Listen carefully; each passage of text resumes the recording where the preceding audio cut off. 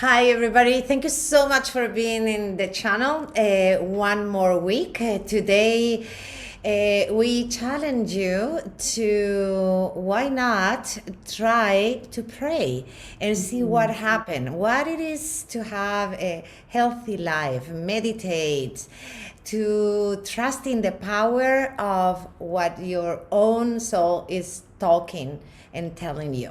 Yes, yes, yes, Yolanda. Today we have with us Manpreet Komal, and she brings the sacred into your life. She's a beautiful writer, meditation teacher, dancer, choreographer. I mean, she's an amazing woman. But today we are talking a lot about praying, and also she gave us this beautiful map on how to grant even more the prayers into your life. Yeah. So please check her out. We'll have a wonderful conversation today with Manpreet. And don't forget to To subscribe. subscribe. And if you want to comment something and tell us maybe about a prayer for you or, something that inspires you about this talk today. And what was interesting for you about the conversation? Because Mhm. that will help us a lot. And also, if you have some ideas of women that you would like to know more about, just let us know, Yeah, and we'll make everything possible to to bring them. bring them. Absolutely. Yes. Okay, so have a great one and see you in the next one too. Bye. Ciao, ciao.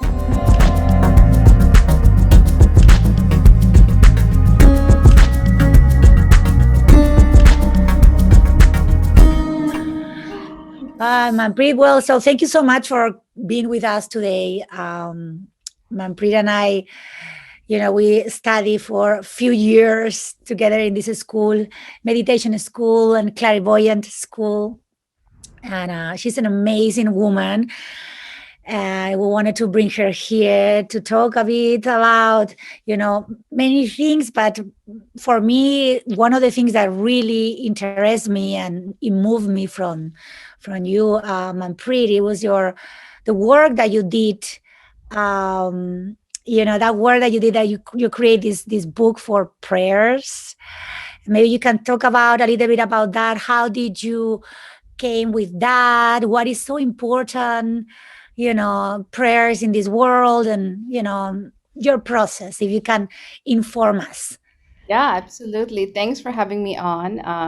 Amazing, beautiful, wise women. It's been an honor to study with you, Christina, and feel really blessed to Mm. be here. So thank you. So the book is called The Universe Sends Help. I have known I'm supposed to be a writer since 2012. Actually, speaking of Ibiza, I was in Ibiza in 2012, my second trip after taking a metaphysical course in United Kingdom called Meta Medicine. And I went there to heal myself, my health, and it turned out to be a course to learn how to heal others. Mm. And in that course, I was helping other women heal, just practicing the tools that the teacher taught me. And women would cry within minutes of me like tapping on them and talking to them using the tools of the class. And I was like, wait, what's going on here? Like, I didn't know I had this thing in me. And so I think something opened up in that class for me spiritually at a deep level. And then I was in Ibiza the week after, and I'm just walking by my oceanfront room, and I hear a voice. And the voice said, I'm here to help people in this world. It was one of those voices where you couldn't just push off. It was very deep. It was like almost like my soul talking to me. Mm. And then I had this urgency, like, what do I do? How do I help people? And right then I started looking at Facebook. One of my friends from that class, who I had helped heal, exchange that energy. She had a Facebook where she followed a lot of spiritual people. So I started following those people like Brendan Burchard and some other popular people and started sharing that on my social media. That was my small way of helping people. And then a few months later, I was back in the Bay Area looking at the ocean again. And I Mm. wrote something on Facebook on my own, and I got like 20, 30 likes. And I was like, oh, wow, what is this? And then I met a psychic medium a couple of years later after taking a clairvoyant course. And he said, I'm supposed to be a writer. This is when I was in technology sales, which I am still in. And so he's like, "You're supposed to be a writer." And my grandfather came from the other side to talk to me. It was my first time having this kind of experience. But again, right before that, I had just taken a clairvoyant course, like a 3-4 day with a really popular woman in the Bay Area. So I had opened this part of me, like looking at past lives and all that. And so he said, I'm supposed to be a writer and I'm supposed to be helping people. And that turned into me starting a page called Magic is Everywhere, which is a Facebook page, facebook.com, Universe Sends Help. And it has over 110,000 people on there. And I just write daily, like I transform, I have a spiritual experience, something changes in me, and I have a little, maybe I'm looking at the ocean and I get a little perspective. I write that in words, and people end up liking it. And prayers actually ended up getting liked the most over my last 10 years since I started this page. And as coronavirus started, I saw there was a big need for people who were challenged with health or fear of the health. That happened to be like a major part of my life lesson in this life, to overcome health issues, to take seniority over health issues, to not get affected by what doctors say and all these messaging and fear messaging. So suddenly here I was writing a book for prayers for everybody going through coronavirus challenges. So yeah, really a blessing to have published that. And yeah, I'm actually writing my second book now. So Nice. yeah. That is so nice. I am interested because you talk right now about this contact that you have. You talk about Bashar, that Yeah. is a channel. Is I mean, his channel in this is not an entity actually. No, it is several Consciousness. consciousness, right? That, however, my question is, those are, and when you hear your voice or when you initiate to study psychic and clairvoyance, and so what is your upbringing in terms of how do you so easily go into these realms, because nobody, not everybody Yeah. feels this instant connection with this sort of themes in Yeah. their life. So how was, did you have any spiritual background? Did you have this aperture since you were a child in order to connect and to feel attracted by these kind of ways of understanding or being curious about life? That's a really good question. And actually, I have been pondering something along those lines as I've been in Kauai last 2 weeks. In my upbringing, I'm brought up in India. I was born in India. I was 12 when I came to America, and I was brought up in a Sikh religion, Sikh.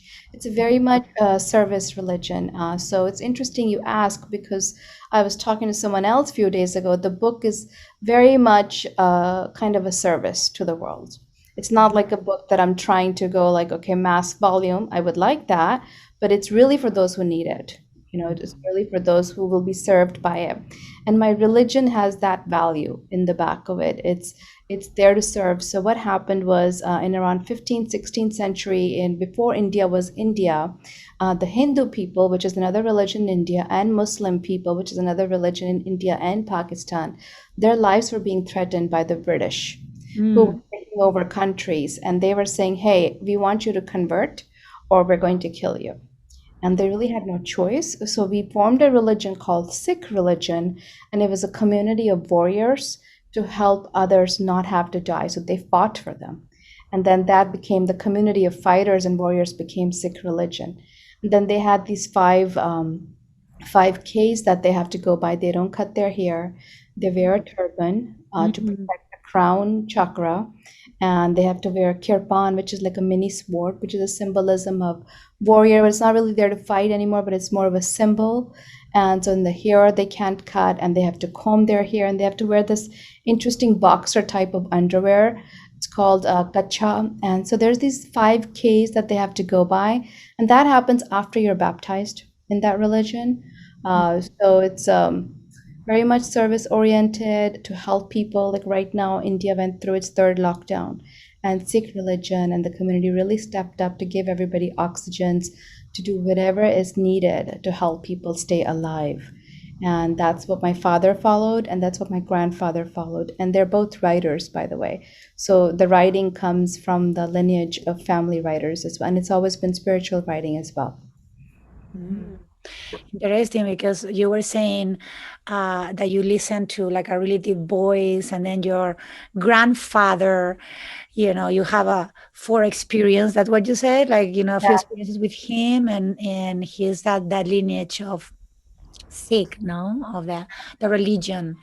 So yeah, it's like kind of we are.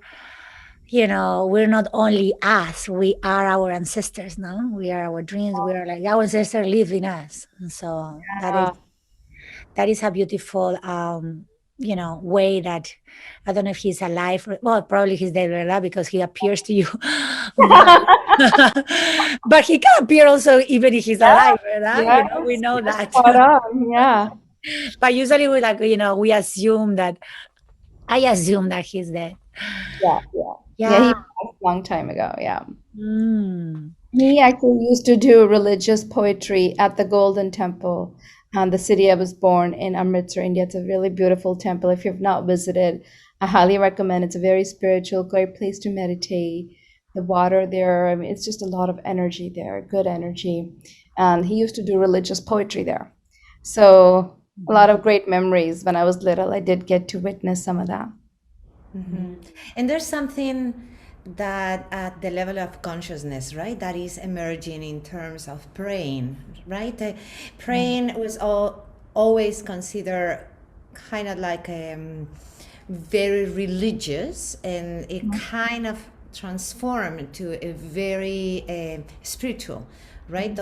Because you said, I saw a video of you that you were saying doesn't matter the god, whatever the god it is. And tell more about how we are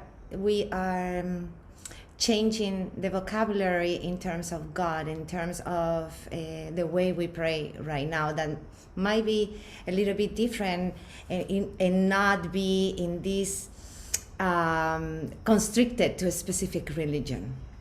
Yeah, that's another really good question. In fact, that's a prayer I do right now is for everybody out there to rise above their God conditioning.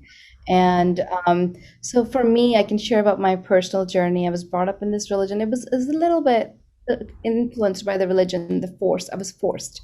And I just happened to come up from a very strict religious family. So I didn't love that. Obviously, when I became a teenager, I left all that.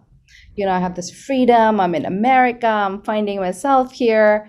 And then I became what you called spiritual, right? So we joined this meditation school. I learned all these tools from teachers in UK and America. Attended all this women's empowerment courses. But what happened was my health went down in 2015.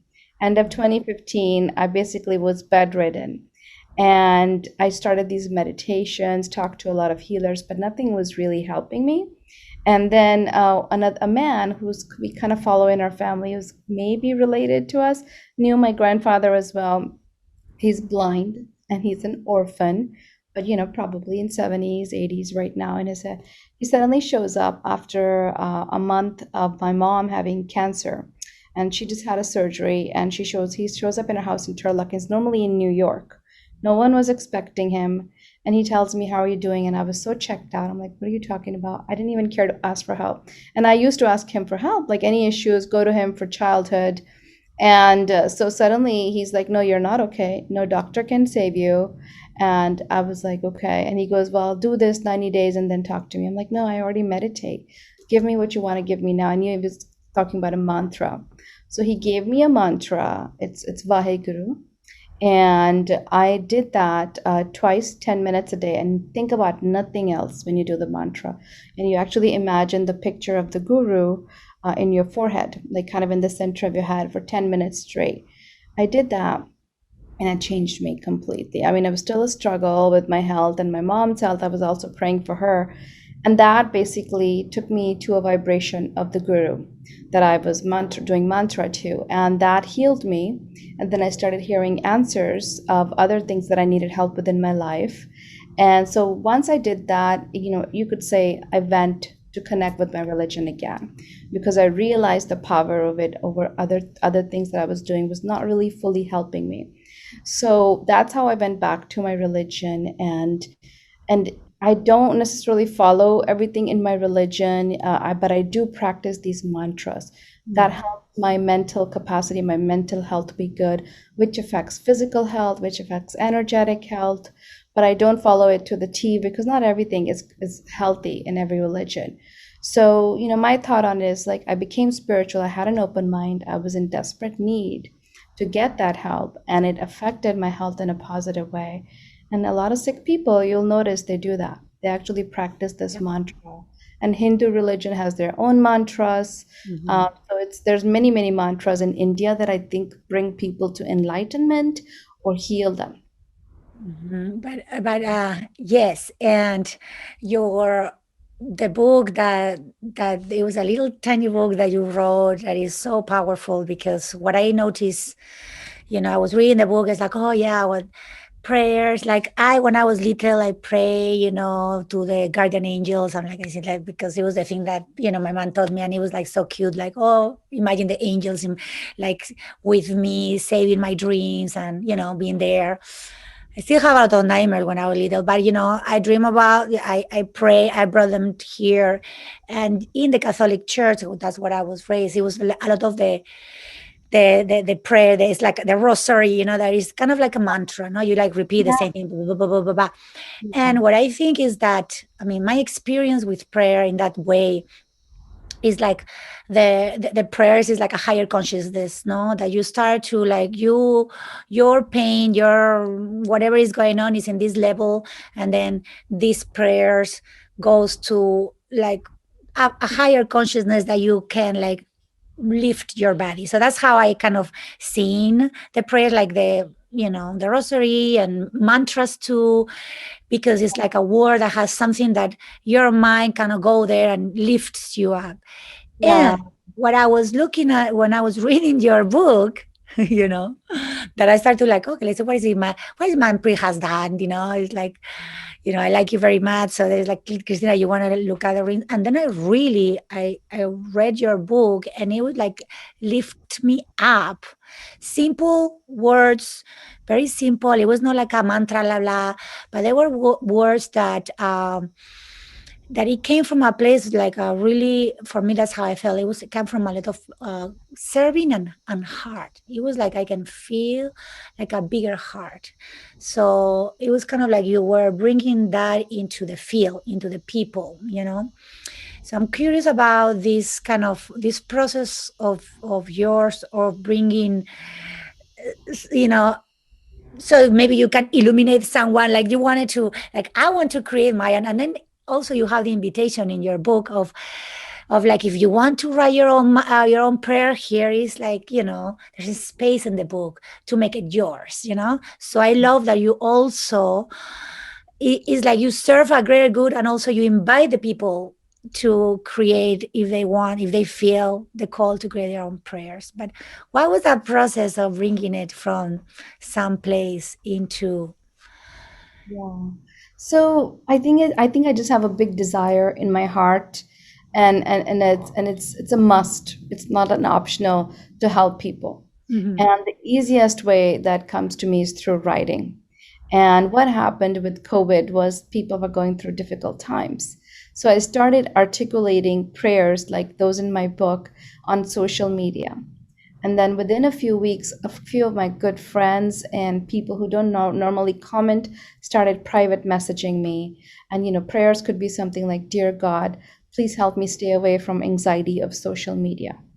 Or Dear God, please help me to not have fear of going out and be afraid of getting COVID challenges, like things that were around us during COVID. I just put it in word to surrender this to a higher power, because like you said, Christina, when we are in a difficult situation, what do? We direct it to a higher power. We surrender that issue so that we can get help.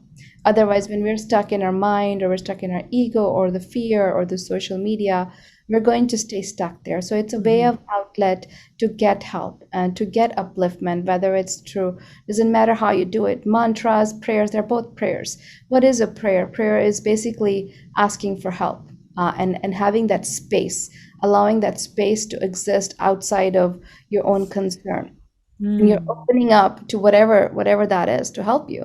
It could be angels, it could be God, it could be guru, whatever you call it. But yeah, so a lot of people started commenting, and that's when I realized there needs to be a book, and it needs to be right away.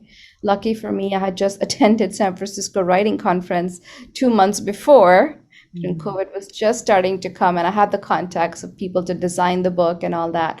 And so I just basically put it together. But it was not the first book. I had written at least 10 first drafts of many books over the 5 years before that.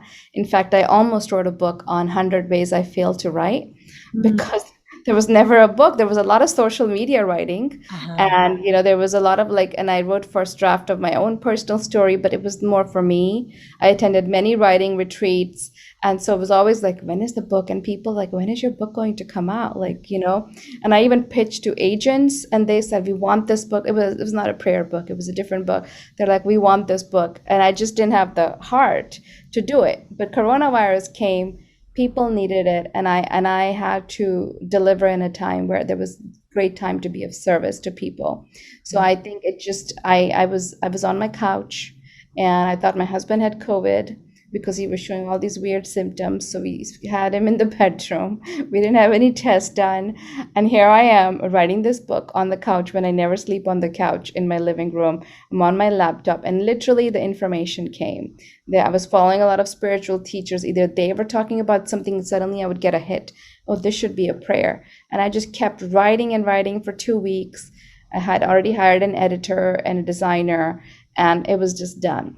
And so, I mean, I had written a rough draft prayer book for different kind of issues, relationship issues before, that also never got published. So I knew how to write prayers. And going back to my childhood, I prayed a lot.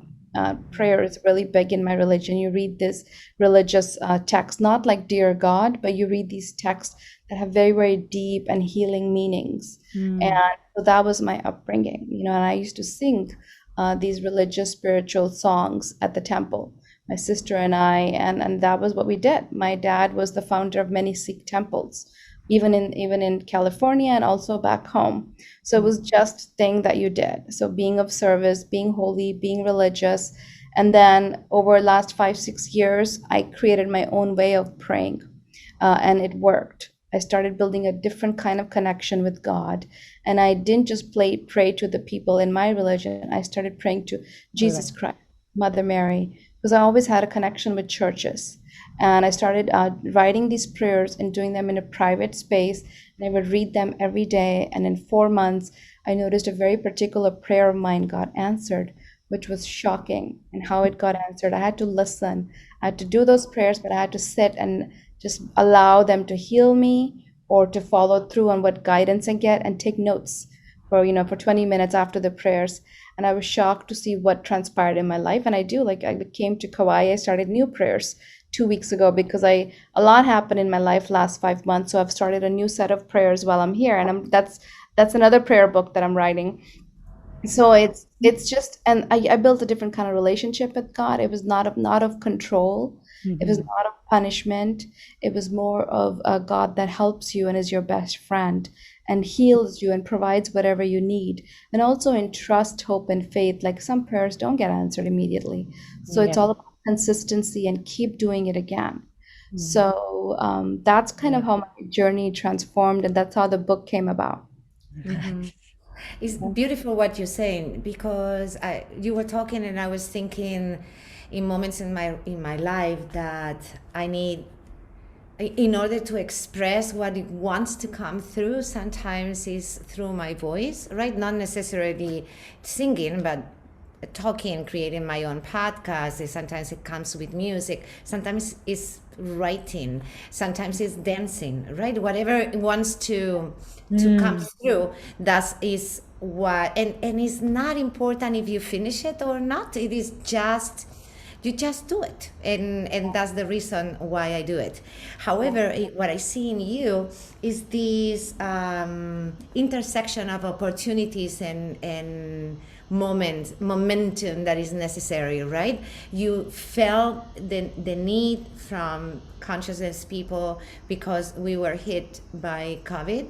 Your husband was hit by COVID, and you brought what you used to do, that is, even your grandfather or your parent, I don't know exactly who you say it was, Yeah. that he did religious poetry, right? I think there's a big connection between religious poetry and prayers, not because of the prayer itself, is because of the state of being that you are able to put yourself even without wanting to reach a specific point. But my point here is that you were able to reach the moment in which was, this is what it needed, this is what I want to do, and this is what it wants to come through me, and that put together a book in a very fast way. You find the editor, you find the one who is going to do the project, you have the book ready, and it's done. So talk to me about that. How does it feel to find that everything is in alignment for this project to come alive? Um, I honestly, to be very honest, I didn't think much about it. I think it was more for service and it was more to help as many people. It was months later after the book got published, I was like, oh, I should have a broader audience. I should market this. Like all these things didn't hit me at the time because the purpose of the book was not to make profit, but to serve. So it was just like, who can I leverage to serve this book?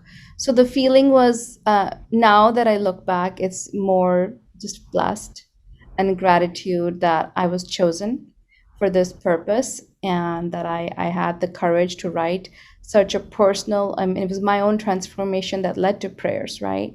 And that I could serve in such a way. I think feel blessed even more now because I'm writing another book, as I mentioned, which is shocking to me. It's shocking that I'm actually writing on this topic, and it started here in Kauai, right? Here, I've been really busy 5 months. I've had like 4 or 5 jobs, and my dad fell ill. It's been a very difficult time this year. And I get on Kauai plane, a last minute book ticket. I told my husband, just book. I have no energy, just do it. I'm burnt out. And I get on the plane, I have wine, and I'm knocked out. And I wake up and I start writing a book, okay, on the plane. And I'm a little shocked because the book, it's a prayer book. And I think what God does is changes me, gives me all these difficult experiences, right? Like if I didn't have the health challenge 5, 6 years ago, I wouldn't be the person who I am today. So I think a lot of the journey of my book actually happens before the book comes out. Like, and then, like I attended the school with Cristina, that changed me too. Right before the book got published, it happened to publish the day I graduated apprentice from the psychic school, which is a 3-month course after you graduate. And I had just taken a course on God, energy of God, and how to rise above religions and how not to be, victim to this conditioning of religion. So right after that is when my book got published. So I was in a good place energetically to put this book out there. But it's like 5 years ago, it may have been a different kind of book, right? So But you were in this moment right now, and everything kind of like conspire for. So you were in the right track. That's what I mean. Your voice was needed. That's what I'm trying to say. Like everything conspired for to be there at the right spot, and you took the challenge. yeah. Yeah, I think it's like, it's like you were saying before. No, you wrote many, many books. You have written many things, but they didn't get published. No, you write a lot of stuff, and then suddenly, well, finally, it's like this. The universe aligns, for all these things. Then Like if you didn't have this thing a few years ago, you would be a different person. But right now, this is what is going on. No, this Yeah. is how, and this is how I see also how creativity works. No, is I mean works.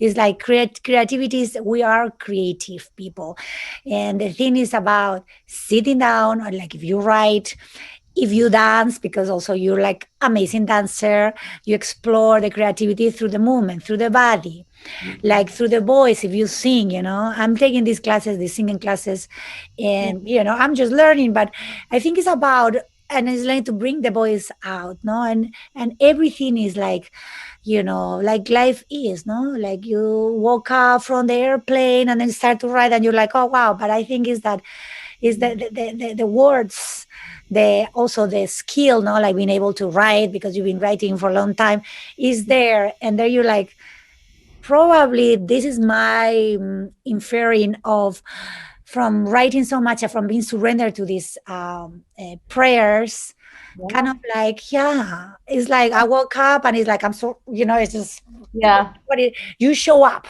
your body shows up, you Yeah.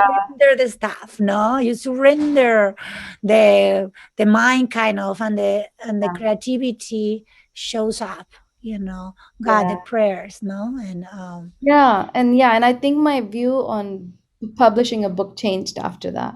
mhm, Like there are many writers I know or people who want to be writers, and my advice has changed now forever because I was the struggling person, like, oh, when is my book going to come out? But the reality of it is, I was writing already. I was writing on Facebook. I was writing on social media, and people were being transformed.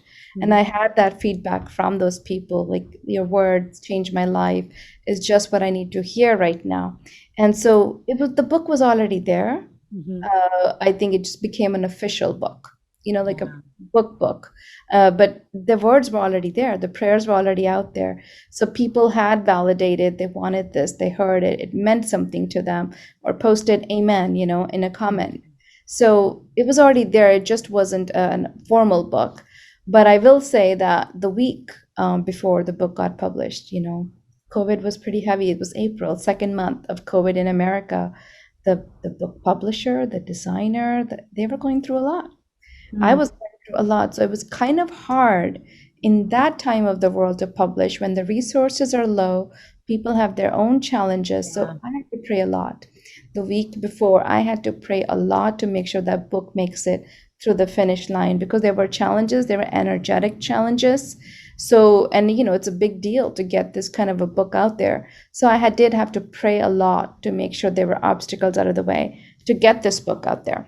mhm, yeah, And so then you're writing every day, no matter what. And I think that mhm, is precisely what makes a good writer, right? That you write every day, no matter what. yeah, yeah, Leads to why I write these small prayers because most of the writing I've done, I have done, of course, full first drafts, but I write short phrases or short prayers or a paragraph that goes on social media. So those were already my habits created that turned into this book. I have here a curiosity about something that you said, that your relationship with God through the prayers had been changed. Um, when what happened to you? When did you notice that that there's a totally different change in you and how you relate with God, with Yeah. yeah. Yeah, that's a great question. So first thing that comes to mind is when I was doing those mantras, right? So I saw Guru Nanak Dev Ji is the first guru of Sikh religion, and the mantra was Vaheguru, and I envision him in my pineal gland or in my forehead when I'm doing these mantras. So I would be doing them at the beach, and then suddenly he's dancing with me. Okay, so it's beautiful. Beach is beautiful, it's relaxing, and then I'm like, oh, this is not just like strict mantras. This is God is dancing with me and they're walking with me, because when you do something for so long, the vibration stays, and then you start noticing their energy, right? So after 20 minutes is when you get to that space, and if you do it so long, you'll notice, everybody notices this vibration. And so I'm like, wow, this is interesting. And then when I started writing my own prayers 5 6 years ago, I had prayed for God to heal a certain part of my life. And to heal that part of my life, I was guided to a pole dance school. Okay. So, and it was like, I remember a week before that, I had noticed two people I follow in a really skinny and bikini bodies, and I'm like, and this was in my after the prayers, this intuition, and I'm like writing this down. I need to write, and like I don't know what that means. They look sexy. Yeah, I want to look sexy. And then like next morning, I was paying attention to all these messages. I noticed there was like a sensual yoga class in San Francisco, and I'm like, oh, is this connected to what I heard last night? I went. I loved the class, but I'm like, hey, I want to learn from your teacher. And they pointed me to a pole dance school, which changed my life. It changed how I look at dance altogether. I used to do Bollywood dance before, but it changed how you find self-expression and freedom through your own body. It's embodying dance, sensual dance, just for women in her own space, not for men.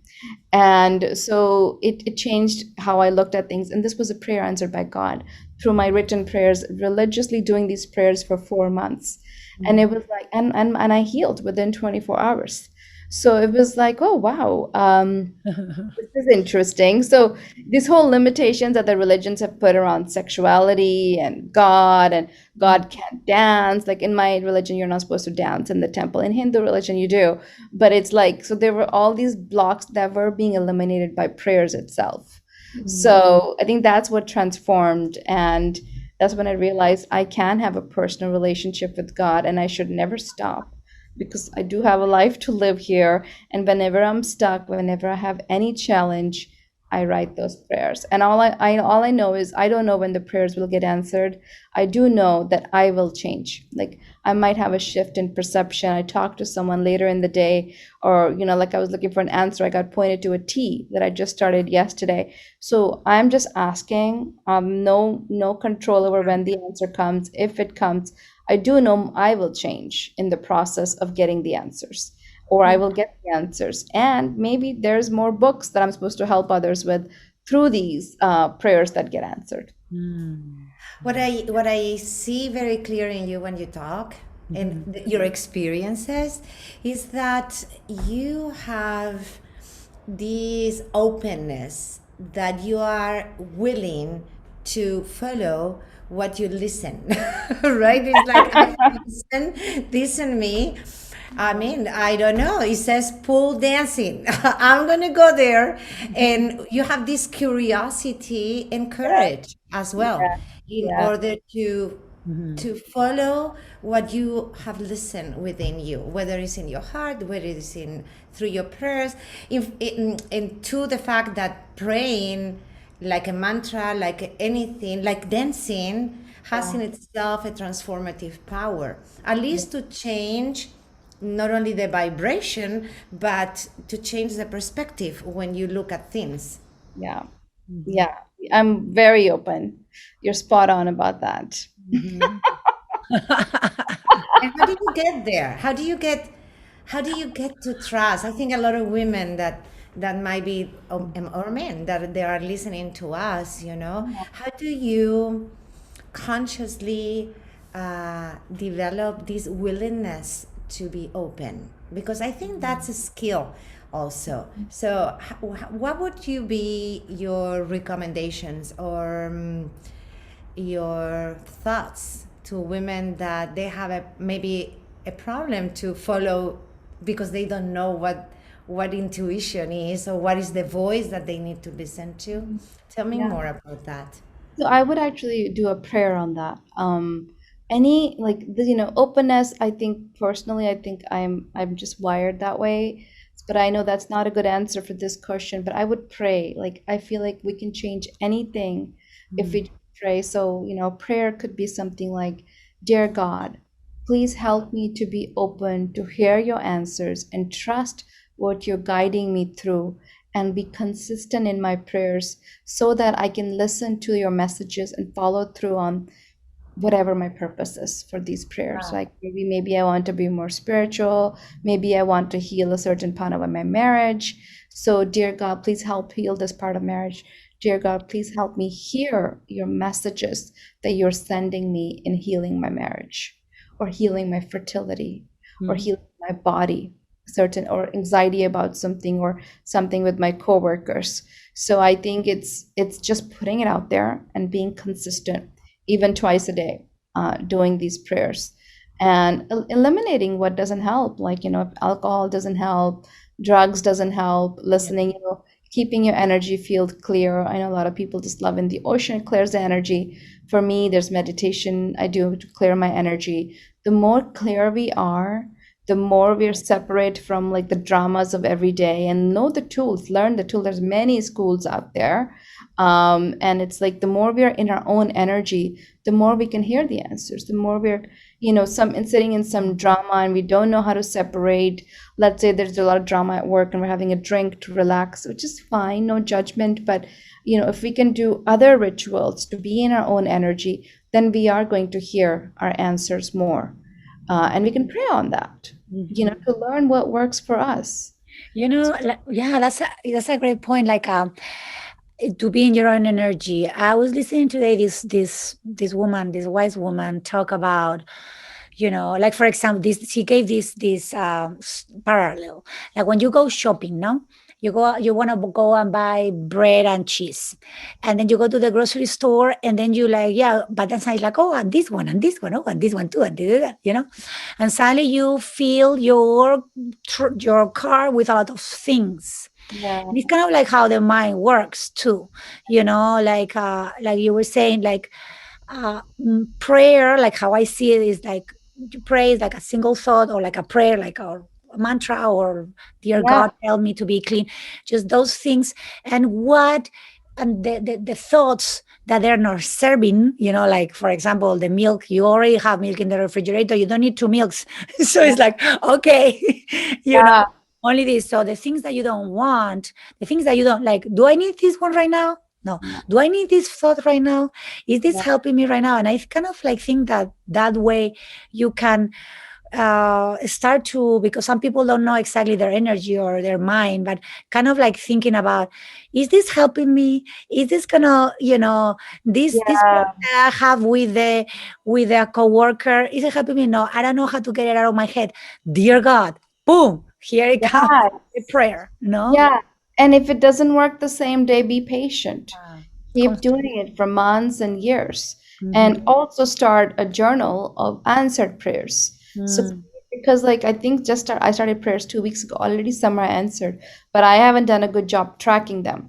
So, maybe when I get on the plane, I'll create another page.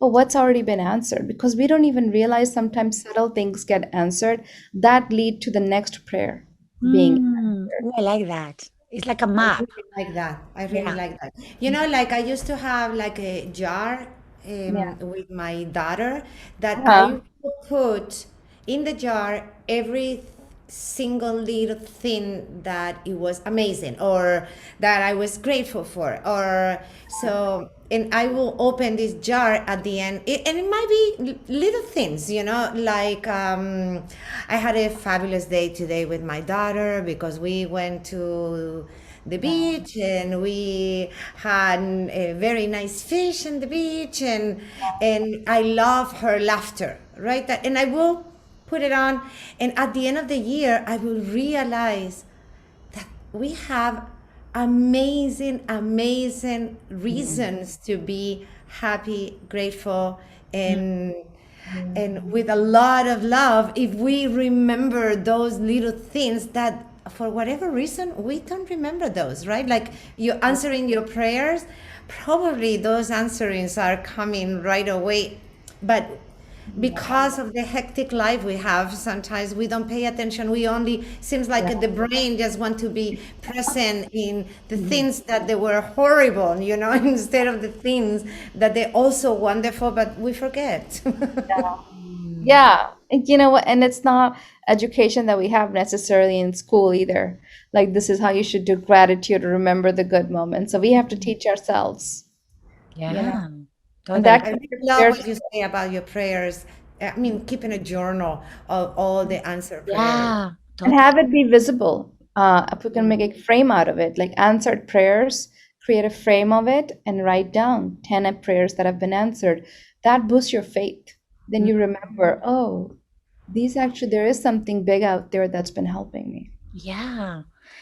I love it. I love it. It's a way kind of like more like making it more real than, I mean, it's like grounding it more, you know? I mean, this happened, pam, pam, and the more you open to the feel of the prayers, like the, you know, Yeah. like answer prayers. And then it's interesting what you were saying, Yolanda, about the, you know, the good, our brain is like, he likes, attracted to, no, remembers more like the negative or whatever, you know, kind of like that. Or that there's a lot of prayer, a lot of things happening that we're not aware, and how much, you know, noise is. But if we start to pay attention to the subtle, you know, okay, I pray this, and it's not coming in the way that you think it's going to come, but there's something here that I think that is related with that prayer that I was like, I want to, you Yeah. know, a job that fulfills me. And suddenly there's like, ooh, I start to feel something here, you know, and it kind of like writing it like, oh yeah, that feeling. I'm having the feeling that is that is coming, that is opening, you know, that, and it's kind of inviting more into that, into your life, that recognition, you know. Yeah. Yeah, that alone, what you're saying, alone, what we, Manpreet was saying, like meditation, Mhm. clearing your energy, healthy habits, right? Like, let's avoid habits that they are not so good for cultivating that trust, because at the end, that you need to trust that prayers are going to be answered, but you Mm. need to be in a state of being that you're able to listen to them, right? Or to ever see the answers, and that the writing, the result of those prayer. I think that Yeah. that creates a container of trust that might lead to faith. No, that's what you Yeah. were saying. Yeah. But Mm. at least trust in life, and trust that things, Yeah. they are there, and you know, life keeps But going, and you I have will, help. yeah.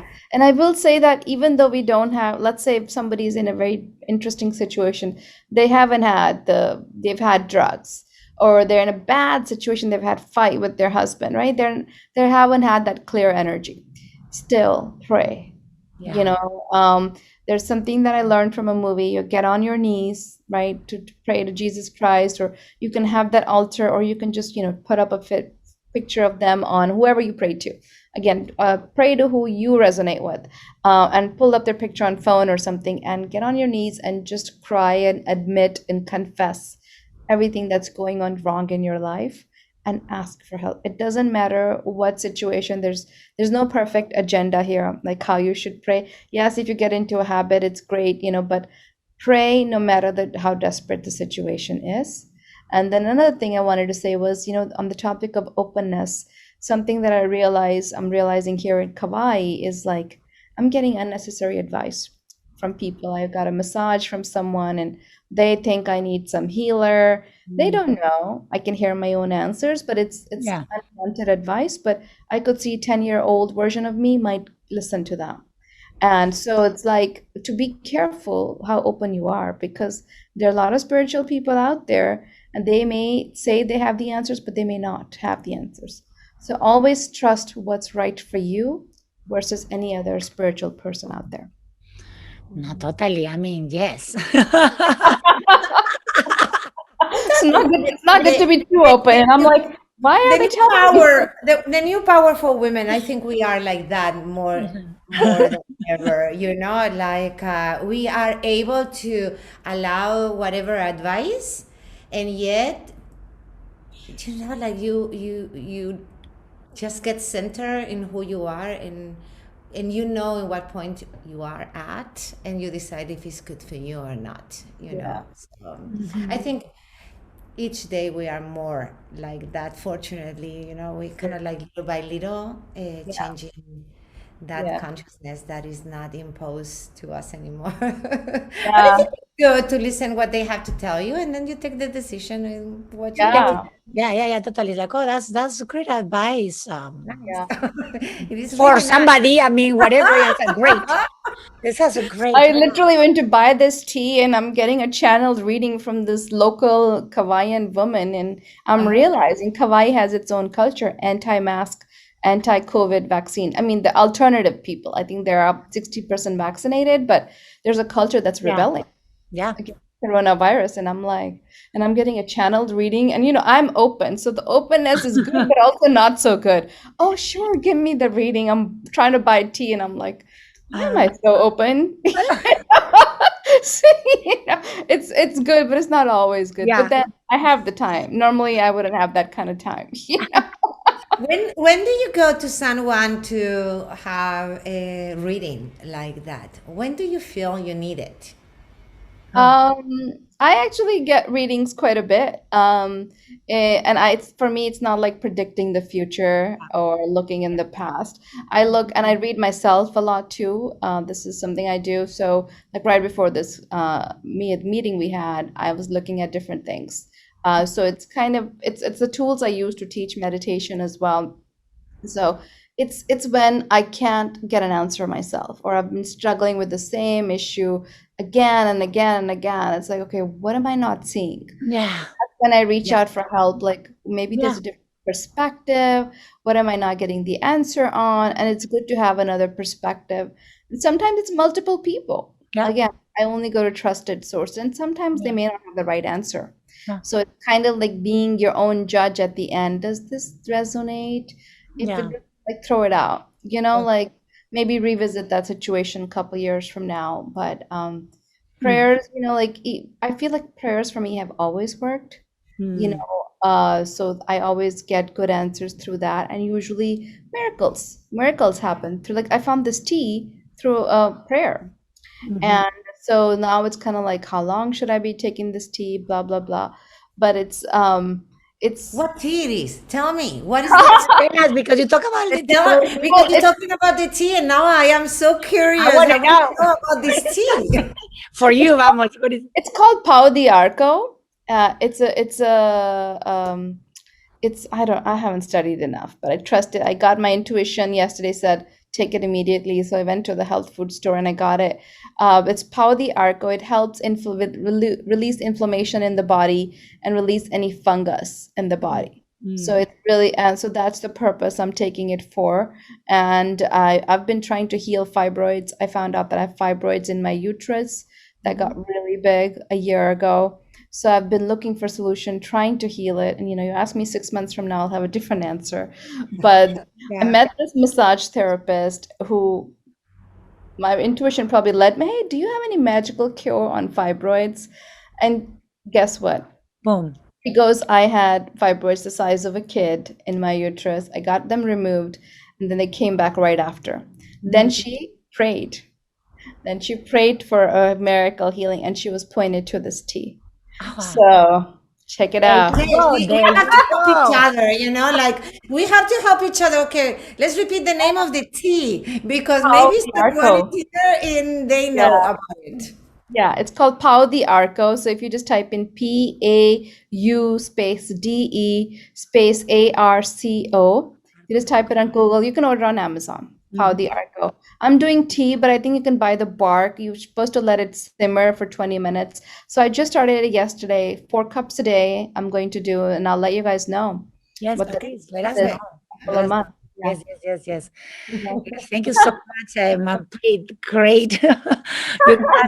You give us a, that magical thing that, for you probably guided from the prayers came into your life, and a lot of tools for, bringing like also the sacred, into our lives. It's not like so out there, it's in us too. I think like praying, for me at least, I feel that when I pray is that feeling of the sacred in me, that is kind of like, and I love that feeling of I love to bathe in the sacred. So thank you for bringing us the sacred into this program.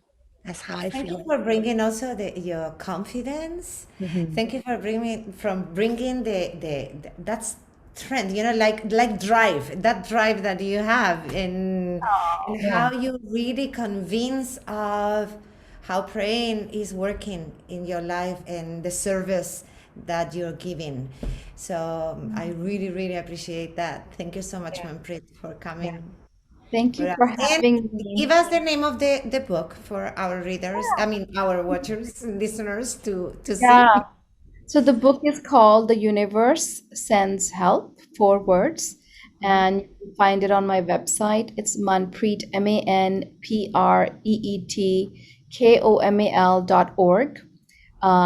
Or you can also find it on Amazon. It's available in most countries and it's on Kindle. It's published as you can buy it as a soft copy. And as Christina mentioned, you can write your own prayers as well. Mhm. And I feel really blessed that Christina and Yolanda had me on here.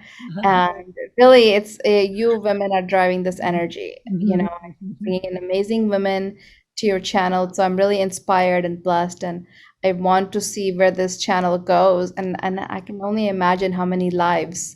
This is your own book that you're writing, right? So this is your Mhm. YouTube channel, like amazing stories on here. I watched the one that you sent me, Christina, and I was touched by that.